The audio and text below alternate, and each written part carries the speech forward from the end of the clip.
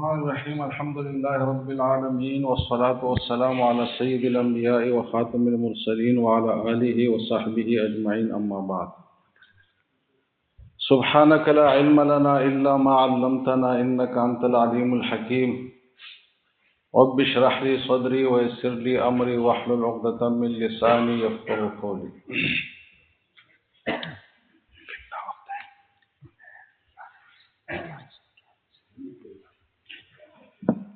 گرامی قدر ناظرین،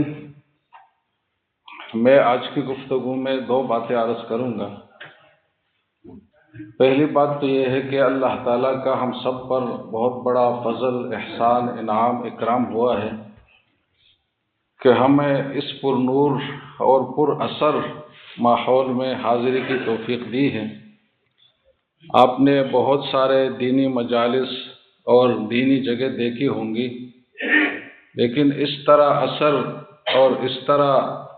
جو ایک کیفیت انسان کے اوپر طاری کرنے والی چیز ہے، وہ جگہ آپ نے شاید ہی کوئی دوسری دیکھی ہوگی۔ تو اللہ کا بہت بڑا فضل ہے، ہمیں اس پر اللہ کا شکر ادا کرنا چاہیے کہ ہمیں اللہ تعالیٰ نے ایسی جگہ کی رہنمائی فرمائی۔ وَمَا كُنَّا لِنَهْتَدِيَ لَوْلَا أَنْ هَدَانَا اللَّهُ۔ تو یہاں آپ دیکھتے ہوں گے کہ انسان کی کیفیت کچھ اور ہی ہوتی ہے۔ جیسے ہی انسان یہاں قدم رکھتا ہے، داخل ہوتا ہے، تو ایسا لگتا ہے کہ عرصوں اور برسوں کے مجاہدے سے نکل کر وہ ایک کیفیت پر پہنچا ہے۔ یعنی جس روحانی کیفیت پر انسان ایک عرصے کے اور ایک طویل وقت کے مجاہدے کے بعد پہنچتا ہے، تو یہاں انسان داخل ہوتے ہی، اس ماحول میں آتے ہی وہ کیفیت فوراً محسوس کرتا ہے، اور گوئے کہ آپ کو بہت ساری سیڑھیاں پہلے سے جو ہے نا وہ طے کرائی جاتی ہے، اور آپ کو بیچ راستے سے اٹھایا جاتا ہے اور آگے کا سفر آپ کا شروع کرایا جاتا ہے۔ تو یہ اللہ کا دوسرا بڑا فضل ہے، ہم سب نے اس کا احساس کیا ہوگا۔ تو اس کی ایک مثال میں آپ کو بتاؤں کہ ایسا کیسا ہوتا ہے مطلب، اور یہ مثال میں کل کے ایک مشاہدے سے مجھے سمجھ آئی یہ بات۔ وہ ایک مشاہدہ میں نے کیا اور ایک منظر میں نے دیکھا، تو اس سے مجھے اس کیفیت کی ایک حسی اور محسوس مثال سمجھ آ گئی کہ ایسا کیسا ہوتا ہے۔ کل میں دیکھ رہا تھا، فجر کے بعد میں نکلا تھا ایسا، تو بارش ہو رہی تھی، تو زمین کے اوپر جو ہے نا وہ واش روم سے روشنی آ رہی تھی، تو زمین کے اوپر اس کی مطلب یہ کہ چمک دمک آ رہی تھی اور اس کا انعکاس ہو رہا تھا۔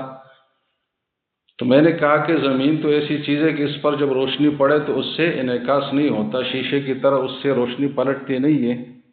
تو اس زمین سے روشنی کیوں پلٹ رہی ہے جبکہ روشنی کا وقت ہے؟ تو پھر میں نے سوچا کہ اس کی اصل وجہ ہے کہ اس زمین میں تو یہ صلاحیت نہیں ہے، لیکن اس زمین کے اوپر جب پانی آیا ہے بارش کا، تو اس پانی پر روشنی پڑتی ہے، تو اس سے ایسا لگتا ہے کہ اس زمین سے روشنی کا انعکاس ہو رہا ہے، حقیقت میں وہ پانی سے ہو رہا ہے۔ اگر یہ پانی آپ اس زمین سے ہٹائیں گے تو زمین میں روشنی جذب تو ہو جاتی ہے، لیکن اس سے پلٹتی نہیں، یہ منعکس نہیں ہوتی۔ تو بالکل ایسی کیفیت ہے کہ ہمارے دلوں کی زمین جب ہم یہاں آتے ہیں تو اس پر یہاں کے ماحول کی روشنی پڑتی ہے، یہاں کا ماحول کا پانی اس کے اوپر آ جاتا ہے۔ اس پانی کے ہونے کی وجہ سے ذکر و اذکار کی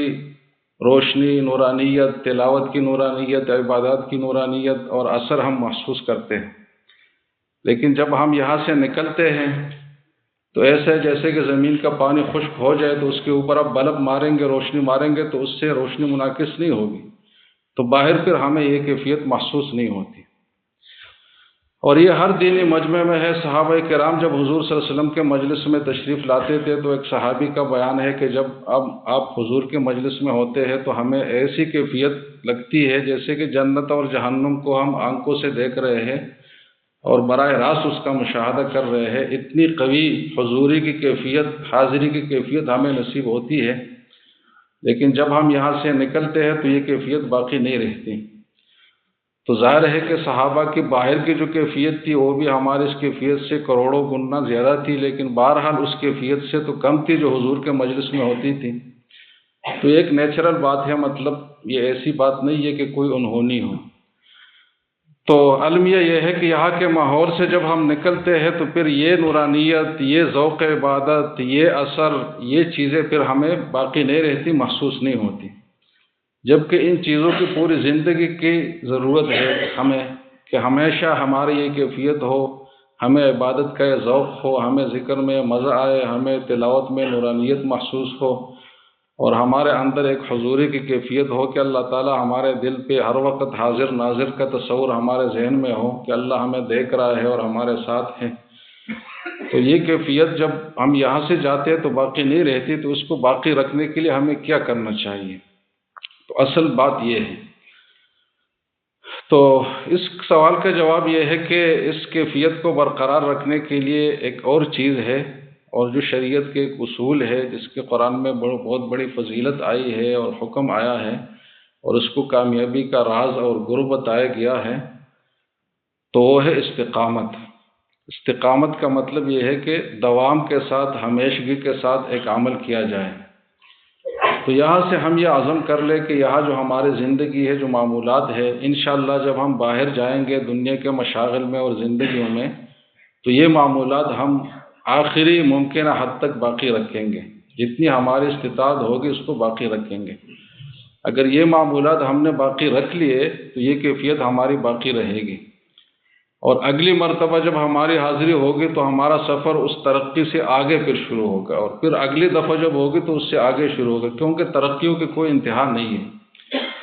لیکن اگر ہم باہر گئے اور اپنی زندگیوں میں لگ گئے اور ان کیفیات سے بالکل ہی اپنے آپ کو نکال دیا، نہ معمولات ہے، نہ ذکر اذکار ہے، نہ یہ پابندیاں ہے، نہ یہ نوافل ہے، نہ یہ کچھ ہے، تو پھر ہماری وہی سابق کیفیت ہو جائے گی جو یہاں آنے سے پہلے تھی۔ تو کچھ وقت کے لیے تو ہم موسم بہار میں آئے، ایک بہار کی کیفیت ہم نے دیکھی، مشاہدہ کر لی، لیکن پھر ہم اس سے محروم ہو جائیں گے۔ تو اصل چیز ہے استقامت، اور استقامت کے لیے ضروری ہے عمل ہمیشگی کے ساتھ اور دوام کے ساتھ کرنا۔ یہ اصل میں کامیابی کا گر ہے، اور اس سے انسان کو صفت حاصل ہوتی ہے جو انسان کو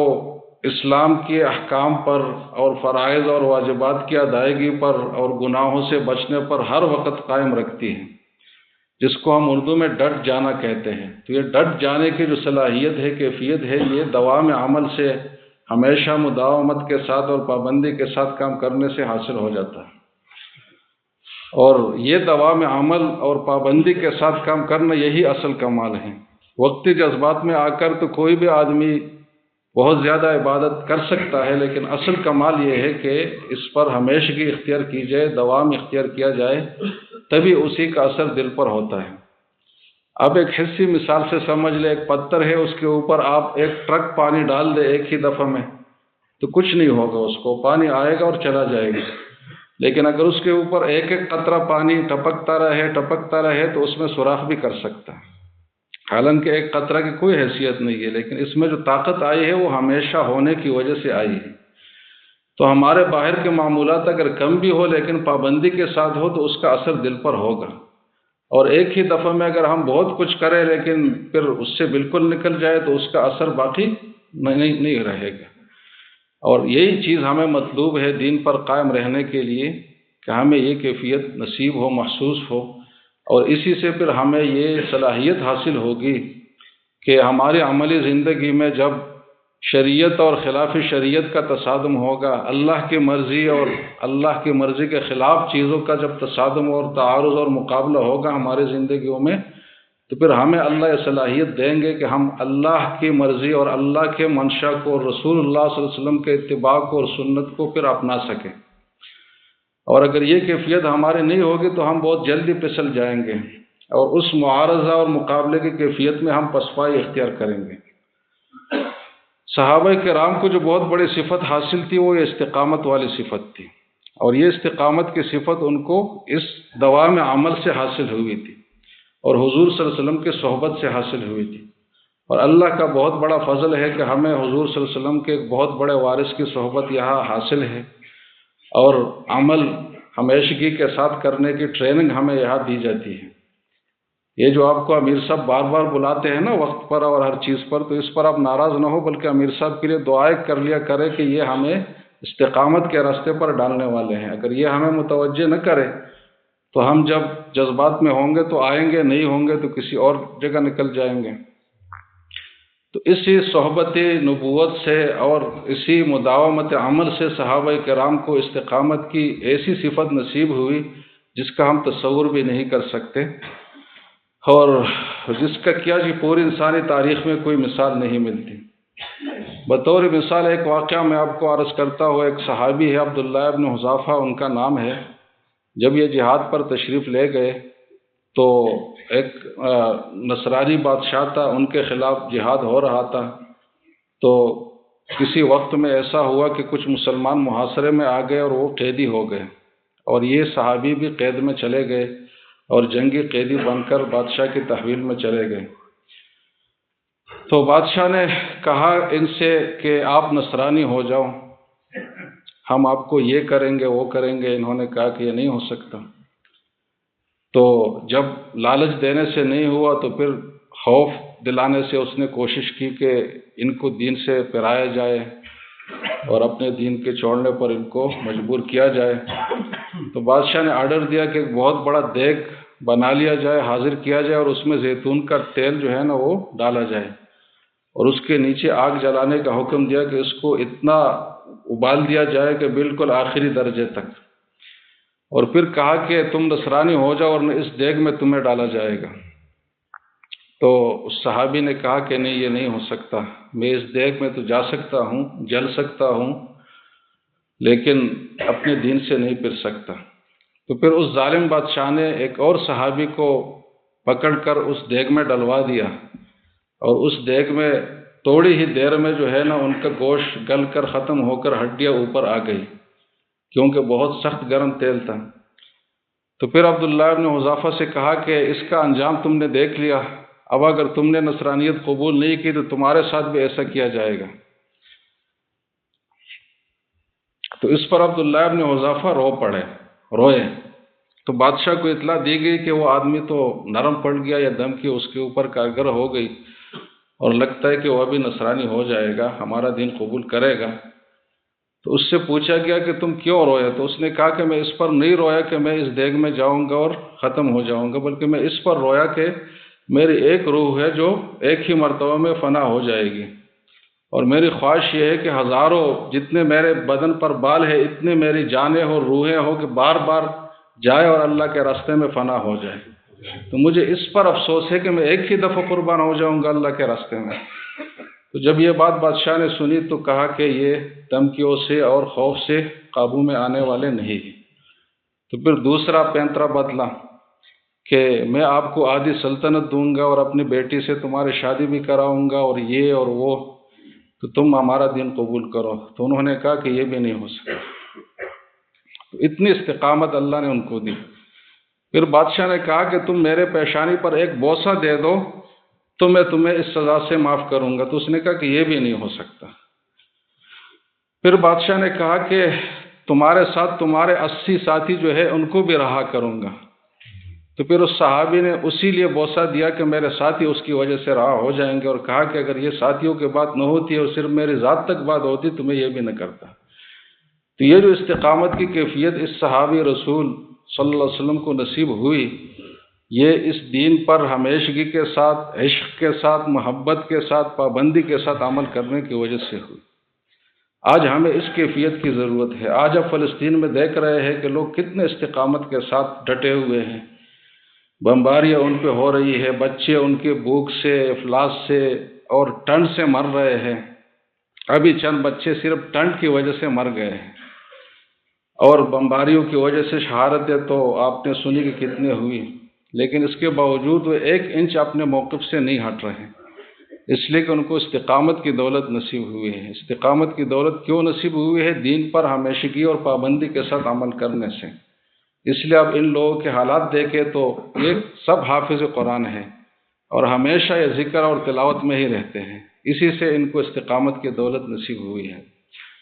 تو یہ اتنی بڑی دولت ہے، اللہ تعالی ہمیں نصیب فرمائے، لیکن نصیب کیے جانے کا ذریعہ یہی ہے کہ ہم یہاں جو اعمال کر رہے ہیں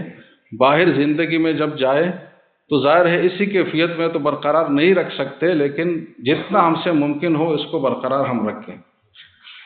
تو انشاءاللہ پھر یہ جو انوار و برکات ہم دیکھ رہے ہیں یہ پوری زندگی میں ہمارے ساتھ رہیں گے، اور اس کی وجہ سے ڈٹ جانے کی جو صلاحیت ہے اللہ کے دین کے اوپر، وہ اللہ تعالی ہمیں عطا فرمائیں گے، اور جو آخری انسان کی ایک مقام اور ایک معراج ہو سکتی ہے اس دنیا میں، وہ ہمیں حاصل ہوگا۔ تو ایک بات تو یہ عرض کرنی تھی کہ اس ماحول کی ہم قدر کریں، حضرت کی صحبت کی ہم قدر کریں، اور اس سے پورا فائدہ اٹھائیں، اور اس کو ہم پوری زندگی کے لیے ایک ذریعہ علاج سمجھیں کہ ہمارا علاج آدمی بار بار نہیں کرتا نا، ایک بار کینسر کا علاج کر لیا تو زندگی کے لیے فارغ ہو گیا اس سے، تو یہ ہم ایک بار علاج کے لیے آئے ہیں کہ ہسپتال میں ہیں، تو ہسپتال میں ظاہر ہے کہ آدمی سختی بھی برداشت کرتا ہے، تکلیف بھی، ڈاکٹروں کی آپریشن بھی، انجیکشن بھی، کڑوی دوائیں بھی، اور پرہیزیں بھی، اور بہت ساری چیزیں، لیکن جب اسپتال سے نکلتا ہے تو اس کی زندگی صحیح ڈب پر آ جاتی ہے۔ تو یہاں کا جو ہمارا وقت گزرنا ہے یہ اس نقطہ نظر سے ہو تو انشاءاللہ ہمیں فائدہ دے گا۔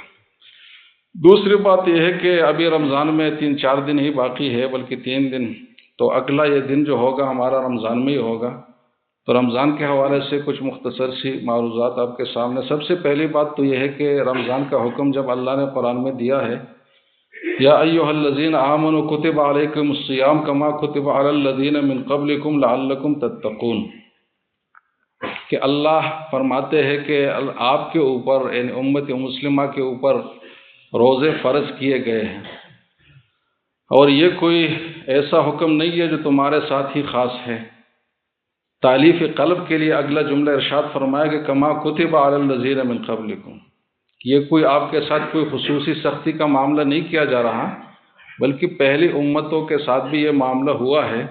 اور ان پر بھی یہ حکم فرض کر لیا گیا ہے۔ اس لیے مفسرین نے لکھا ہے کہ حضرت آدم سے لے کر حضور صلی اللہ علیہ وسلم تک تمام انبیاء کے لیے روزوں کا حکم تھا،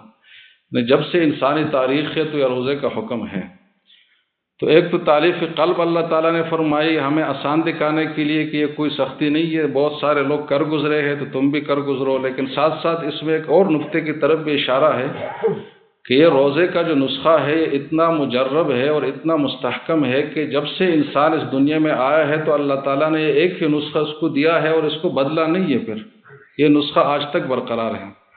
بہت سارے شرعی احکام میں نسخ اور تبدیلی آئی ہے، بنی اسرائیل کے لیے کچھ اور حکم تھا، ہمارے لیے کچھ اور تھا شریعت کے تمام ابواب میں، لیکن روزے کا حکم جو ہے وہ برقرار ہے، یکساں ہے اول سے لے کر آخر تک، کیونکہ ایسا مجرب نسخہ ہے جو پوری انسانی تاریخ میں تجربہ شدہ ہے اور اس کو بدلنے کی کوئی ضرورت نہیں ہے، اور آگے جو مقصد ہے تقوی کا حصول تو اس سے بہتر اس کا کوئی ذریعہ نہیں ہے۔ تو اللہ تعالیٰ نے ہمیں اس کی اہمیت بیان فرمائی اس جملے میں، اور دونوں باتیں ایک ہی جملے میں ادا ہو گئی۔ تو فرمایا کہ کما کتب علی الذین من قبلکم، اور مقصد اس روزے کا یہ ہے کہ لعلکم تتقون، کہ تمہیں تقوی کی کیفیت حاصل ہو، جو تمام دینی احکام کے لیے ایک بنیاد کی حیثیت رکھتی ہے، اور ایسا ہے جیسے کہ ہمارے بدن کے لیے خون کی حیثیت ہے کہ اس سے ہمارے بدن کا ہر عضو فعال ہے، تو تقوی ایک ایسی چیز ہے جس سے دین کے تمام شعبے زندہ ہے، اگر تقوی نکل جائے تو دین کے تمام شعبے مر جائیں، اس کا کوئی اثر باقی نہ رہے۔ آدمی نماز پڑھے گا لیکن نماز کا اثر نہیں ہوگا، صدقہ دے گا لیکن اس کا کوئی اثر نہیں ہوگا، اور عبادات کرے گا لیکن اس کا اثر نہیں ہوگا۔ تو تقوی ایک ایسے بیس اور بنیاد ہے جو تمام عبادات کے نیچے بچھی ہوئی ہے اور پھیلی ہوئی ہے۔ تو اس بیس اور بنیاد کے حصول کے لیے سب سے جو مؤثر ذریعہ اللہ تعالیٰ نے فرمایا ہے اور پوری انسانی تجربے سے ہو کر گزرا ہے وہ روزہ ہے۔ اب روزہ میں ایسی کیا خاص بات ہے کہ اس سے تقوی کا حصول اللہ تعالیٰ نے وابستہ کر دیا اور بالکل یقینی بنا دیا کہ اس کے ذریعے سے آپ کو تقوی حاصل ہوگا، بشرطے کہ آپ صحیح شرائط کے ساتھ اور آداب کے ساتھ روزہ رکھیں۔ تو اس میں کیا ایسی خاص بات ہے کہ جس سے تقوی کو اللہ تعالیٰ نے لنک کر دیا اور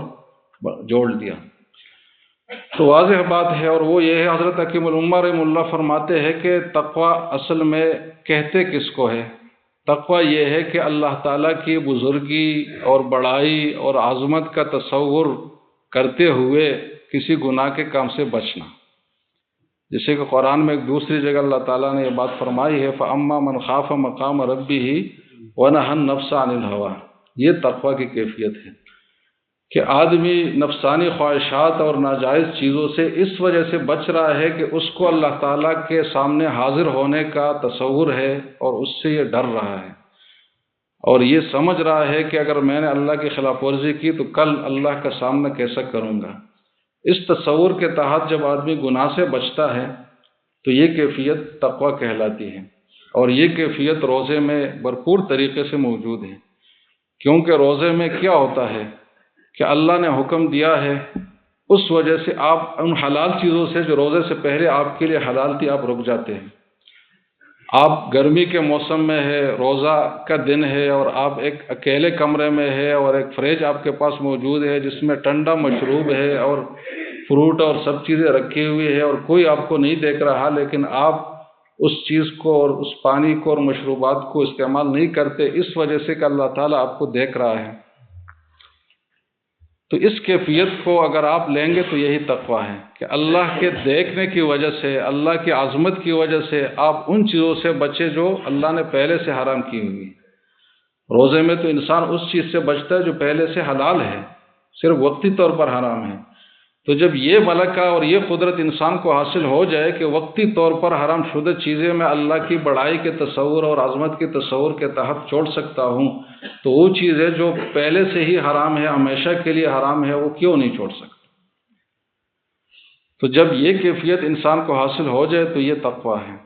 تو تقویٰ جو ہے، روزہ جو ہے، یہ تقویٰ کا بہترین مظہر بھی ہے، یعنی تقویٰ کی ایک عملی مثال بھی ہے کہ اللہ کی بڑائی کی وجہ سے آپ چیزوں سے رکتے ہیں، اور یہ تقویٰ کے حصول کا ایک آگے ذریعہ بھی ہے اور باقاعدہ ایک سبب بھی ہے۔ دونوں چیزیں اس میں بیک وقت پائی جاتی ہیں۔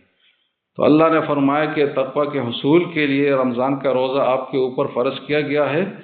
تو یہ آپ اس کا اہتمام کریں۔ اب روزے سے یہ مقصد ہمیں کب حاصل ہوگا؟ تو جب روزہ ہم فرائض اور واجبات اور آداب کے ساتھ رکھیں، اور یہاں کا ماحول جو ہمیں میسر ہے تو اس میں ہمیں کچھ کرنے کی مزید ضرورت نہیں ہے۔ یہ جو اعمال ہم کر رہے ہیں اسی اعمال میں تھوڑا سا اضافہ کریں، لیکن اپنے جو جذبات اور احساسات ہیں اس کو بڑھائیں۔ اب ہم جو تلاوت کر رہے ہیں جس جذبے کے ساتھ، تو رمضان میں یہ جذبہ اور بڑا ہوا ہوں، اور ذکر اذکار جو ہم جس ولولے کے ساتھ اور جذبے کے ساتھ اور ایک توجہ کے ساتھ کر رہے ہیں، تو یہ توجہ رمضان میں اور بڑی ہوئی ہو، تو یہی پھر رمضان کی ایک خصوصی چیز ہمارے لیے ہوگی۔ اور یہ بڑھنا اس لیے چاہیے کہ رمضان جو ہے یہ موسم ہے نیکیوں کا، اس کو اللہ تعالیٰ نے اپنا مہینہ قرار دیا ہے۔ ویسے مہینے تو سب اللہ تعالیٰ کے ہے، 12 کے 12، لیکن حدیث ہے کہ رمضان و شہر اللہ، کہ رمضان یہ اللہ کا مہینہ ہے۔ اس جملے کا مطلب یہ ہے کہ باقی جو 11 مہینے ہیں اس میں تمہیں اس بات کی اجازت ہے کہ دنیاوی مشاغل میں جتنا چاہے مصروف ہو سکتے ہیں، بس 5 وقتہ نماز کا اہتمام کرنا ہے اور گناہ کبیرہ سے بچنا ہے، اور جو فرائض اور واجبات کی حد تک ہے اس کی رعایت رکھنی ہے۔ اس کے بعد باقی جو زندگی ہے وہ دنیاوی مشاغل میں آپ لگا سکتے ہیں، لیکن رمضان میں یہ بھی آپ نہ کرے کہ جو دنیاوی مشاغل ہے اس میں آپ باقی، بلکہ یہ کرے کہ دنیاوی مشاغل کو جتنا آپ کم کر سکتے ہیں کم کر لیں، اور جتنا باقی وقت ہے وہ سب اللہ کے عبادت میں اور ذکر میں لگائیں۔ تو اس لیے رمضان کو اللہ نے اپنا مہینہ قرار دیا کہ گوئے کہ باقی 11 مہینے آپ کے ہیں، آپ کے کاموں کے ہیں، اور یہ مہینہ صرف میرے لیے مختص کرو۔ تو یہ اس لیے حضور صلی اللہ علیہ وسلم کو رمضان کا اتنا انتظار ہوتا تھا کہ جیسے کہ حدیث میں ہے کہ جب رجب کا مہینہ شروع ہوتا تو حضور صلی اللہ علیہ وسلم یہ دعا فرماتے کہ اللہم بارک لنا فی رجب و شعبان وبلغنا رمضان، کہ اے اللہ ہمارے لیے رجب اور شعبان میں برکتیں ڈالے اور رمضان تک ہمیں پہنچائیں۔ تو گوئے کہ رمضان سے 2 مہینے پہلے سے رمضان کا انتظار حضور صلی اللہ علیہ وسلم کو شروع ہوتا تھا، جبکہ حضور کو اس دنیا کی زندگی سے کوئی رغبت نہیں تھی بذات خود، جس کے لیے جنت ہر وقت تیار ہو اور اتنی بڑی بڑی نعمتیں اور اللہ کی ملاقات اور حضوری کی کیفیات، تو دنیا کی زندگی کی کیوں تمنا کرے اور اس کو طول دینے کی دعا کرے؟ لیکن رمضان کی برکت سے حضور صلی اللہ علیہ وسلم زندگی کو طول دینے کی دعا کرتے تھے کہ اللہ تعالیٰ ہمیں رمضان تک پہنچائے، رمضان سے پہلے ہمیں نہ اٹھائے دنیا سے۔ تو یہ ایک رغبت تھی رمضان کی طرف، ایک ولولہ تھا حضور صلی اللہ علیہ وسلم جس کا اظہار پہلے سے فرماتے تھے۔ اور جب رمضان کا مہینہ شروع ہوتا تو صحابہ کو تلقین فرماتے کہ ایسا مہینہ تمہارے اوپر آ گیا ہے کہ جس میں ایک نفل کی عبادت کا جو ثواب ہے وہ فرض جتنا کر دیا جاتا ہے، اور ایک فرض کا ثواب جو ہے 70 فرائض جتنے کیے جاتے ہیں، اور جس میں ہر عمل کا اتنا ثواب لکھا جاتا ہے جو اللہ تعالیٰ کے منشا کے مطابق آخری حد اس کی ہو سکتی ہے۔ اللہ تعالیٰ اس رمضان میں اور اس مہینے میں ہر عمل کو وہ کیفیت دے دیتے ہیں، عطا فرماتے ہیں جو آخری ممکنہ کیفیت اس کے لیے اللہ کے ہاں ہو سکتی ہے۔ تو یہ ایک موسم ہے،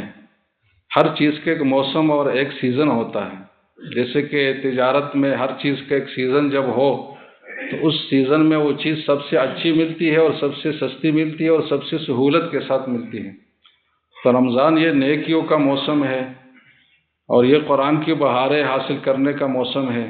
اس میں اللہ تعالیٰ یہ سب چیزیں آسان قرار دیتے ہیں اور اس میں برکت اور اس میں اثر بہت زیادہ ڈال دیتے ہیں جو عام دنوں میں نہیں ہوتا۔ تو ہم اپنے اعمال کی کیفیات پر توجہ دیں رمضان میں اور اس کو بڑھانے کی کوشش کریں، اور اصل چیز جو انسان کے عمل میں وزن ڈالنے والی ہے وہ یہ کیفیت ہے، دل کی کیفیت۔ یہ جتنا بڑا ہوا ہو تو عمل میں وزن اتنا زیادہ ہوگا، یہ جتنا کم ہو تو وزن اتنا کم ہوگا، اور یہ جب نہ ہو تو وزن ہوگا ہی نہیں سرے سے۔ جیسے کہ شریعت میں باتیں حضور صلی اللہ علیہ وسلم نے تمام صورتوں کی تفصیلات بیان فرمائی ہیں کہ جو ریا کے لیے نماز پڑھے تو نماز کیا، اس کو دوبارہ شرک جیسے گناہ کا جو ہے نا وہ وبال ملے گا۔ اب نماز تو اس نے ظاہری طور پر پڑھ لی، لیکن کمی کس چیز کی رہی؟ اس کیفیت کی جو دل میں ہونی چاہیے۔ صحابہ کرام بھی یہی اعمال انجام دیتے تھے جو ہم اعمال انجام دیتے ہیں، لیکن کیا ہمارے عمل کا ثواب اور صحابہ کے عمل کا وزن اور ثواب یکساں ہے؟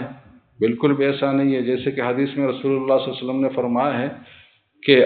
صحابہ میں سے اگر کوئی ایک مد جو بھی صدقہ کرتا تو آپ اگر پہاڑ جتنا سونا بھی صدقہ کرے تو اتنا ثواب حاصل نہیں کر سکتے۔ تو یہ کیفیت جو صحابہ کو حاصل تھی وہ کس چیز کی بنیاد پر تھی؟ وہ یہ دل کی جو کیفیت ہے نا، اس کی مضبوطی، یہ فرق تھا ہمارے اور ان کے درمیان۔ صحابہ میں جو آپس میں فرق مراتب تھا تو وہ بھی اسی وجہ سے تھا۔ جیسے کہ حضرت ابو ہریرہ کا فرمان ہے کہ حضرت ابوبکر کو جو اتنا اعلیٰ مقام ملا ہے تو اس وجہ سے نہیں کہ ان کا کوئی روزہ زکوٰۃ اور باقی عبادات باقی صحابہ سے زیادہ تھی، بلکہ ایک دل کی کیفیت تھی جو خاص ان کو حاصل تھی جو باقی صحابہ کو حاصل نہیں تھی۔ تو ان میں بھی آپس فرق مراتب اس وجہ سے تھا۔ حتیٰ کہ انبیاء میں جو آپس میں فرق مراتب ہے، تلک الرسل فضلنا بعضهم علی بعض، جیسے کہ قرآن میں بیان ہوا ہے، تو وہ بھی اس وجہ سے ہے کہ حضور صلی اللہ علیہ وسلم کو اللہ کی معیت اور سمدیت اور اللہ کے حضوری کی جو کیفیت حاصل تھی باقی انبیاء کو نہیں تھی، اس لیے حضور کا درجہ باقی اوپر بڑھا ہوا ہے، اگرچہ ہم سے تو اربوں کربوں سے بھی زیادہ گنا ان کو حاصل تھی۔ تو یہ اصل دل کی کیفیت ہے جو اعمال میں وزن ڈالنے والی ہے، اور اس کیفیت کو ہم بڑھاوا دے سکتے ہیں رمضان میں، کیونکہ رمضان اس کا موسم ہے۔ اللہ تعالیٰ نے یہ آسان کر دیا ہے اور اس کو ہر ایک کے لیے ممکن بنایا ہے کہ اس کو حاصل کر سکے۔ رمضان کے علاوہ پھر یہ کیفیت حاصل نہیں ہوگی۔ جیسے کہ سیزن کے علاوہ آپ چیز ڈھونڈیں گے تو آپ کو چیز بھی خراب ملے گی، قیمت بھی بہت زیادہ ہوگی، مشقت بھی بہت زیادہ ہوگی۔ تو اس طرح یہ نیکیوں کا موسم، تو اللہ تعالیٰ نے ہمیں ایک بہت بڑے نعمت سے نوازا ہے، تو ہمیں چاہیے کہ اس نعمت کی ہم قدر کریں، اور اس کی قدر کی صورت یہی ہے کہ اس میں ہم زیادہ سے زیادہ عبادت کریں اور گناہوں سے بچیں۔ شریعت کے دونوں حصے ہیں۔ یہاں ہمیں غلطی یہ کرتے ہیں کہ ہم عبادات میں تو بعض اوقات بہت کوشش کرتے ہیں کہ بہت ذکر اذکار کر لیا، بہت نوافل کر لیے، یہ وہ، لیکن گناہوں سے بچنے کو ہم اتنا ضروری نہیں سمجھتے۔ اس کے ساتھ ساتھ ہم گناہوں میں بھی مبتلا ہوتے ہیں، جبکہ گناہوں سے بچنا یہ نیکیوں کے کرنے سے زیادہ اہم ہے۔ یعنی آپ ایک گناہ سے بچے تو یہ زیادہ اہم ہے اور اس کا ثواب زیادہ ہے بنسبت اس کے کہ آپ کوئی نفل عبادت انجام دیں۔ جیسے کہ تقوی کی جو میں نے ابھی بتایا آپ کو قرآن کی آیت کے حوالے سے، تو اس میں ہے کہ وَنَهَى النَّفْسَ عَنِ الْهَوَىٰ، کہ اللہ کی حضوری کی کیفیت اس کے اوپر غالب ہے اور اس کی وجہ سے وہ خواہشات سے اپنے آپ کو روکتا ہے۔ تو یہ تقوی ہے۔ یہ نہیں بتایا کہ اس کی وجہ سے وہ نوافل زیادہ پڑھتا ہے، اس لیے کہ ترک معاصی اور ترک کبائر یہ زیادہ اہم ہے بنسبت عبادات کے۔ تو دونوں پہلوؤں پر ہمیں توجہ دینی چاہیے کہ عبادات میں بھی ہم کوشش کریں اور ساتھ ساتھ گناہوں سے بچنے کا بھی اہتمام کریں، اور اس ماحول میں تو گناہوں سے بچنا بہت ہی آسان ہے۔ اور اگر کوئی گناہ میں مبتلا ہوتا ہے تو گویا کہ اس کی خواہش ہے اور اس کو لگن ہے کہ گناہ کی طرف جائے، ورنہ ماحول ایسا بالکل بھی نہیں ہے کہ آپ کو یہ اجازت دے رہے کہ کسی گناہ کی طرف آپ کا ذہن بھی جا سکے۔ تو یہ دونوں چیزیں اہم ہے، عبادات اور طاعات کی پابندی اور گناہوں سے اجتناب۔ اور ساتھ ساتھ ایک اہم چیز جو بہت ضروری ہے وہ یہ ہے کہ حقوق اللہ کے ساتھ حقوق العباد کی ادائیگی کا اہتمام کیا جائے، اور کسی کے اوپر اگر کسی کا کوئی مالی حق ہے تو اس کی ادائیگی کا پہلے سے انتظام کریں تاکہ اس کا رمضان بہت اثر والا رہے۔ کوئی مقروض ہے تو اپنے قرضے کی ادائیگی کرے، کسی کا مال کسی وجہ سے آپ کی طرف آیا ہے تو اس سے اپنے ذمے کو فارغ کرنے کی کوشش کرے۔ تو یہ ایک بہت اہم چیز ہے۔ اور ایک بہت اہم ترین چیز جو اس عبادت کو زیادہ مؤثر اور جو مطلب ہے اس سے مطلب وہ حاصل کرنے کے لیے ضروری ہے، تو زیادہ مؤثر بنانے کے لیے وہ یہ ہے کہ آپس میں کوئی کدورت دل میں کسی مسلمان کے لیے نہ ہو۔ دل میں کوئی بغض کسی سے، کوئی حسد، کوئی دشمنی، کوئی منفی جذبات، کوئی ایسی چیز نہ ہو۔ جیسے کہ حدیث میں ہے، رسول اللہ صلی اللہ علیہ وسلم فرماتے ہیں کہ ہر پیر اور جمعرات کے دن اعمال جو ہے اللہ کے دربار میں قبولیت کے لیے لے جائے جاتے ہیں، پیش کیے جاتے ہیں، مگر ان لوگوں کے اعمال روک دیے جاتے ہیں جن کی آپس میں ناچاقی اور نالگی اور دشمنی ہوتی ہے۔ اور فرمایا جاتا ہے اللہ تعالیٰ کی طرف سے کہ اخرا حاضین حتی یصطلحا، ان لوگوں کو پیچھے رکھ لو، ان کے اعمال کو میرے سامنے پیش نہیں کرو جب تک یہ آپس میں صلح نہ کرے۔ تو ہم میں سے اگر کسی کے ساتھ کوئی ایسی کیفیت ہے ناچاقی والی تو اس کو رمضان سے پہلے حل کر لے، تاکہ رمضان کی جو تاثیر ہے ہماری اور جو عبادات کی نورانیت ہے وہ ہمارا متاثر نہ ہو۔ تو ان چیزوں کا ہم اہتمام کریں گے تو انشاءاللہ ہمارا رمضان مؤثر رہے گا۔ اور رمضان میں سب سے زیادہ جو تعلق ہونا چاہیے وہ کتاب اللہ قرآن کے ساتھ ہونا چاہیے۔ جیسے کہ روزے کے حوالے سے جو آیت ہے تو اس سے آگے اللہ تعالیٰ نے آیت میں بیان فرمایا ہے کہ شہر رمضان الذی انزل فیہ القرآن،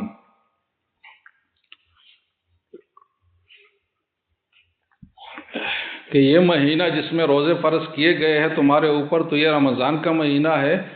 اور اس کا انتخاب اس لیے ہوا ہے کہ انزل فیہ القرآن، کہ اس میں قرآن نازل ہوا ہے۔ ایک مفسر نے بڑی اچھی بات کی ہے کہ رمضان یہ موسم بہار ہے، اور اس رمضان کی بہار جو ہے وہ قرآن ہے، اور اس بہار کا جو فصل ہے جو بہار میں کٹنی ہے بہار کے بعد وہ ہے تقوی۔ یہ تین چیزیں اس ترتیب سے ہیں۔ تو اس موسم بہار میں جو بہار ہے قرآن کی، اس سے ہم فائدہ اٹھائے، اس سے اپنا تعلق مضبوط رکھے، اور اس تعلق کا نتیجہ اور فائدہ ہمیں یہ ہوگا تقوی کے حصول کی شکل میں۔ تو قرآن سے خاص وابستگی ہو، جیسے کہ اس آیت میں اللہ تعالیٰ نے اشارہ دیا ہے کہ اس مہینے کا انتخاب میں نے روزے کے لیے اس لیے کیا ہے کہ اس میں قرآن نازل ہوا ہے۔ تو قرآن کا نازل ہو جانا اس میں پہلے ہے، اور روزے کے لیے اس کا انتخاب ہونا اس کے بعد ہے۔ اور قرآن کا نازل ہونا یہ روزے کے انتخاب کے لیے اللہ تعالیٰ نے علت کے طور پر گوئے کہ بیان فرمایا کہ روزے کے لیے اس لیے یہ مہینہ منتخب ہو، اور بھی 11 مہینوں میں سے کوئی مہینہ ہو سکتا تھا، لیکن اور کوئی مہینہ نہیں ہوا، یہ اس لیے ہوا کہ اس میں قرآن نازل ہوا ہے۔ اور پھر قرآن کی صفت بیان فرمائے کہ ھدی للناس وبینات من الھدی والفرقان، کہ یہ ہدایت کا ذریعہ ہے، اور اس کے ذریعے سے ایسے دلائل انسانوں کو فراہم کیے گئے ہیں جس سے وہ ہدایت حاصل کر سکتے ہیں اور جس سے وہ حق و باطل کا امتیاز کر سکتے ہیں۔ تو قرآن صرف عبادات کا مجموعہ نہیں ہے کہ ہمیں عبادات سکھانے کے لیے آیا ہے، بلکہ قرآن ایک ایسے واضح دلائل کا بھی مجموعہ ہے، اور مؤثر ترین اور کامل ترین مجموعہ ہے جس کے بعد کوئی بھی